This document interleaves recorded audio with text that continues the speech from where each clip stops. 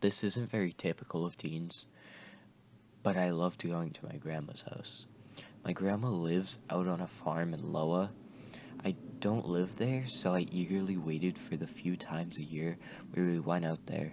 It was so fun, so much space to run around, plenty of animals to play with, and she even had a pool, and she gave me lots of sweets too. Anyway, it was just over a year ago. My parents, my aunt and uncle, and I were all out there for Memorial Day. Memorial Day is in April, so it was a bit nippy. My mom told me I could bring my favorite red hoodie. She hated the thing, so that's why I was excited. A few days into the trip, I wasn't doing anything, so I hopped on my computer, turned some music on, and shut the door to my room. I was staying in. My music was on half volume, so it was pretty loud. Anyways, I was just sitting there, typing away as I always do, when I heard my grandma's dog barking. Now, her dog barks, just not that loud. It scared the crap out of me. So I ripped out my earbuds and listened.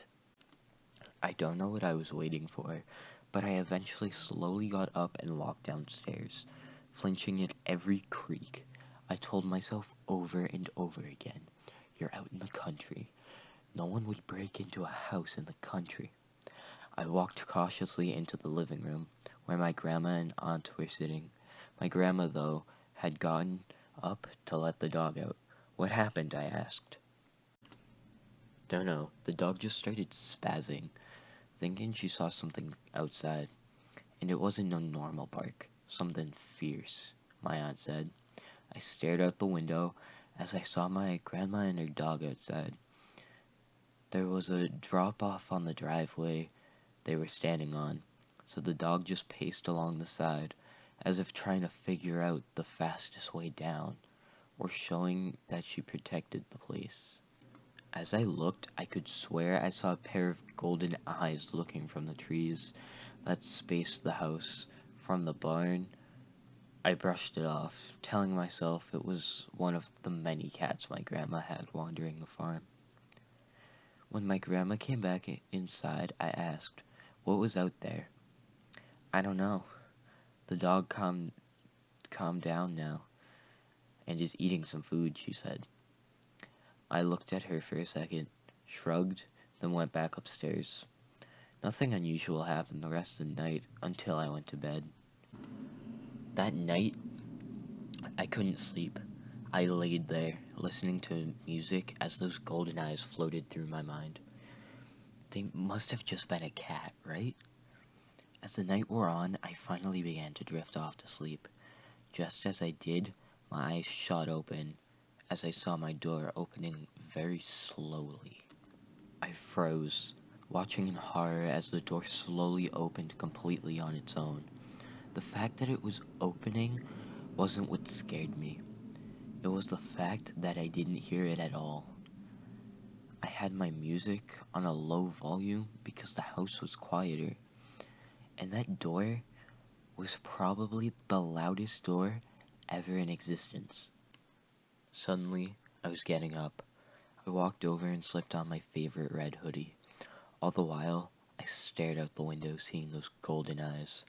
I turned and walked downstairs, not making a sound. Odd. As if following something, I went to go out the sliding glass door that led towards the pool. Walking along the path, I kept going when the pavement turned to dirt and rocks poked at my bare feet in painful ways. I still kept on going. Finally, I had walked around to the barn and to a side that was hidden from sight of the house. What was awaiting me there truly terrified me. It stood about 10 feet tall. It had its back turned to me, but I knew exactly what to expect the moment it turned around. Glowing golden eyes.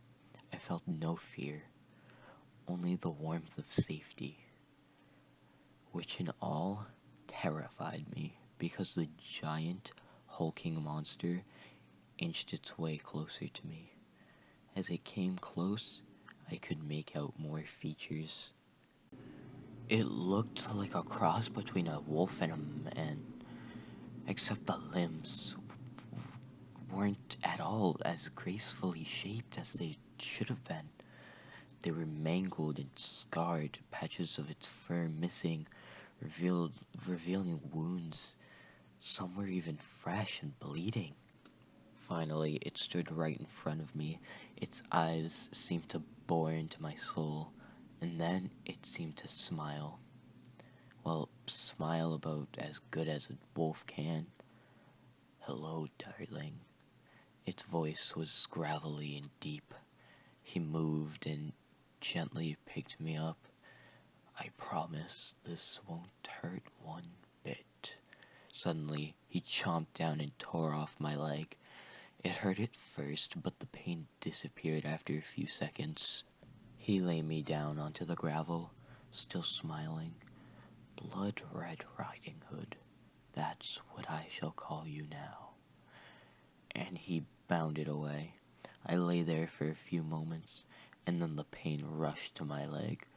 I cried out and shifted my head, just in time to see the headlights of a car that was a few feet in front of me and about to run me over. I awoke with a start from the horrible dream. My music was still playing next to me. I looked up at the window to see it was morning. Pulling down my covers, I saw my leg was still there, completely undamaged. I shook my head at the thought of the nightmare, but froze when I looked down at the sketchbook I had left on the floor. In big letters written in blood was a single word: delicious.